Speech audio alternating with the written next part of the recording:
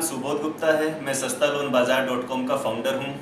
आपको बहुत सारे वीडियोस मिल जाएंगे कि होम लोन या लोन अगेंस्ट प्रॉपर्टी लेते समय क्या क्या करना चाहिए, परंतु मैंने बहुत सर्च की, मुझे एक भी वीडियो ऐसा नहीं मिला, एक भी आर्टिकल ऐसा नहीं मिला जो इस बारे में बात करता हो कि जब आप एक लोन ले लें, होम लोन ले लें या लोन अगेंस्ट प्रॉपर्टी ले लें, तो लोन लेने के तुरंत बाद आपको क्या करना चाहिए। अब आप सोचोगे होम लोन ले लिया, लोन अगेंस्ट प्रॉपर्टी ले लिया, पैसा बैंक अकाउंट में आ गया, अब क्या करना है, अब तो काम हो गया।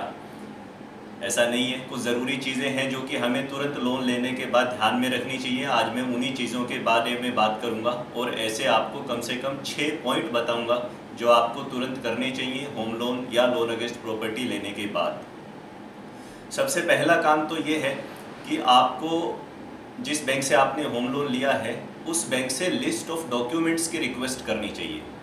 लिस्ट ऑफ डॉक्यूमेंट्स का मतलब है जब उस बैंक ने आपको लोन दिया तब आपके ओरिजिनल प्रॉपर्टी पेपर उस बैंक के पास हैं और आप उन्हें देकर निश्चिंत हो गए हैं, परंतु क्या आपने उस बैंक के से राइटिंग में ये मांगा है कि आपके पास मेरी प्रॉपर्टी के कौन कौन से ओरिजिनल पेपर्स हैं वो मुझे अपने लेटर हेड पे स्टैम्प और साइन करके दीजिए।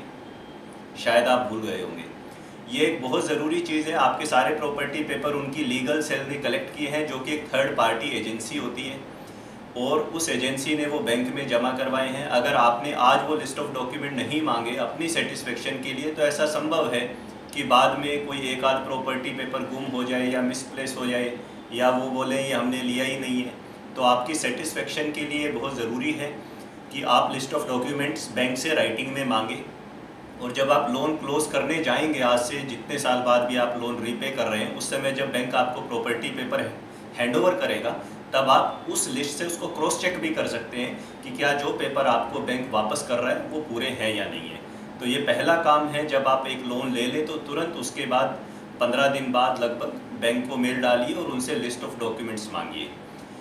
दूसरा इम्पोर्टेंट काम आपको ये करना चाहिए कि आमतौर पे जब आप लोन लेते हैं तो कुछ बैंक्स प्रॉपर्टी इंश्योरेंस या लाइफ इंश्योरेंस कर देते हैं। तो प्रॉपर्टी इंश्योरेंस और लाइफ इंश्योरेंस का उस समय हम चेक तो दे देते हैं या कुछ बैंक उसे प्रीमियम में ऐड कर देते हैं, लोन अमाउंट में ऐड कर देते हैं उसका प्रीमियम, परंतु जब एक बार लोन हमें मिल जाता है हम भूल ही जाते हैं कि हमने ऐसा कोई चेक भी दिया था क्या या हमने इंश्योरेंस लिया भी था और वो इंश्योरेंस पॉलिसी आई या नहीं आई इसके बारे में ध्यान ही नहीं देते। मुझे बहुत सारे कस्टमर मिलते हैं जिन्होंने इंश्योरेंस प्रीमियम दे दिया था लेकिन उनके पास इंश्योरेंस पॉलिसी नहीं है। तो आप लगभग 1 महीने बाद बैंक को, अगर आपने इंश्योरेंस पॉलिसी का कोई प्रीमियम दिया है तो बैंक को रिमाइंड कराइए कि आपने ये प्रीमियम दिया था परंतु अभी तक आपको इंश्योरेंस पॉलिसी नहीं मिली है। वो इंश्योरेंस पॉलिसी भी आप अपने रिकॉर्ड में रखिए।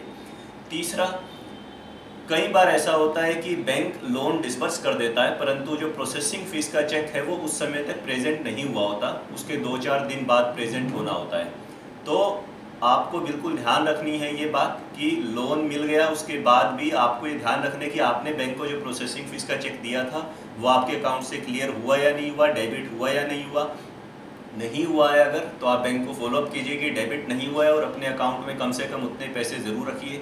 अगर प्रोसेसिंग फ़ीस का चेक बाउंस होता है तो वो एक नेगेटिव इम्पैक्ट फ्यूचर के लिए आपकी लोन क्रेडिबिलिटी पे डाल सकता है। चौथा पॉइंट ये है कि जब आप सैंक्शन लेटर आपने साइन किया था तो उस समय कुछ रेट ऑफ इंटरेस्ट और कुछ लोन अमाउंट लिखा हुआ था।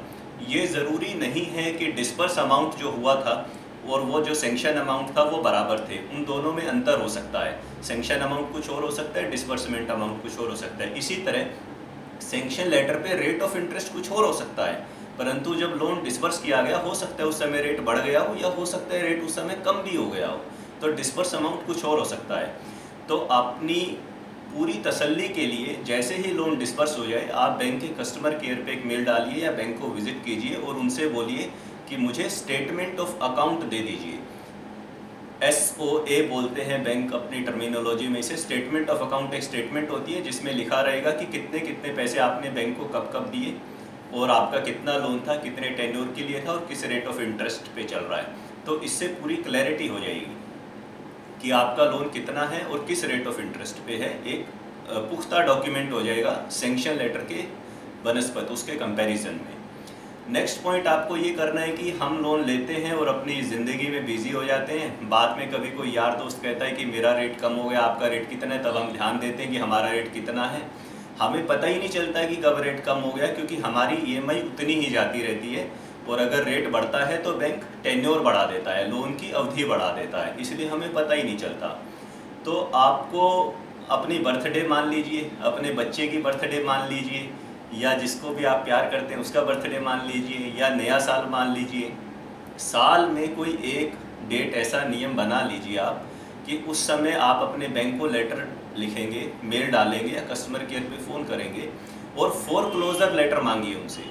फोरक्लोजर लेटर का मतलब होता है कि आप अपना लोन बंद करना चाहते हैं और आप बैंक से पूछ रहे हैं कि आपको कितने पैसे उनके देने हैं।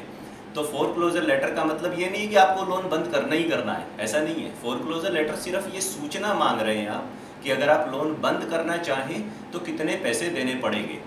आमतौर पे जब आप बैंक से फोरक्लोजर लेटर मांगोगे तो उनकी कस्टमर केयर रिटेंशन टीम में हड़कंप सा मच जाता है। वो सोचते हैं ये कस्टमर या तो अपना लोन किसी और बैंक में ट्रांसफ़र कराने जा रहा है या ये लोन बंद करना जा रहा है। तो वो ऑटोमेटिक आपको कॉल करेंगे कि सर आप फोरक्लोजर लेटर क्यों मांग रहे हो। तब आप बोलोगे यार पता नहीं मेरा रेट क्या चल रहा है, मैं ट्रांसफ़र कराना चाहता हूँ। तो वो खुद अपने आप आपको प्रपोजल देना शुरू कर देंगे, सर आप मत जाइए, हम आपका रेट कम कर देते हैं, ऐसा संभव है। तो फोरक्लोजर लेटर मांगने से और लोन स्टेटमेंट मांगने से, दोनों चीज़ें मांग लीजिए आप पीरियोडिकली, साल में एक बार या साल में 2 बार। तो आप इस नियंत्रण में रहेंगे कि आपका रेट ऑफ इंटरेस्ट क्या चल रहा है और कहीं ऐसा तो नहीं कि आपका रेट बहुत बढ़ गया और आपका बैंक आपसे पुराना रेट ही वसूलता जा रहा हो। तो होम लोन लेने के तुरंत बाद इन सब चीज़ों का आप ध्यान रखेंगे तो आपका लोन कंट्रोल में रहेगा और अच्छे से चलेगा।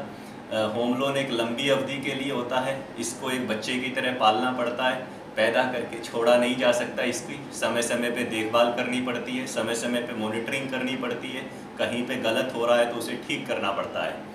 तो मुझे लगता है कि अगर आपने एक होम लोन लिया है या लोन अगेंस्ट प्रॉपर्टी लिया है और इन बातों का आप ध्यान रखेंगे तो आपको इससे काफ़ी फ़ायदा होगा। और दिल्ली और NCR में अगर आप हैं और आपको किसी भी तरह के लोन की ज़रूरत है या अपना लोन ट्रांसफ़र कराने किसी दूसरे बैंक में, तो आप मुझे फ़ोन कीजिए, आप सुबोध गुप्ता को फ़ोन कीजिए, क्योंकि मेरा ये पुख्ता विश्वास है कि सच्चाई के साथ भी बिज़नेस किया जा सकता है और सच के साथ भी, सच बोलने के साथ साथ ट्रांसपेरेंसी के साथ जब हम काम करते हैं तो कस्टमर रिलेशन बनते हैं और वो रिश्ता एक लंबे समय के लिए चलता है। मेरा वीडियो देखने के लिए शुक्रिया। कृपया इस वीडियो के नीचे सब्सक्राइब और लाइक बटन पे क्लिक करें। Thank you so much.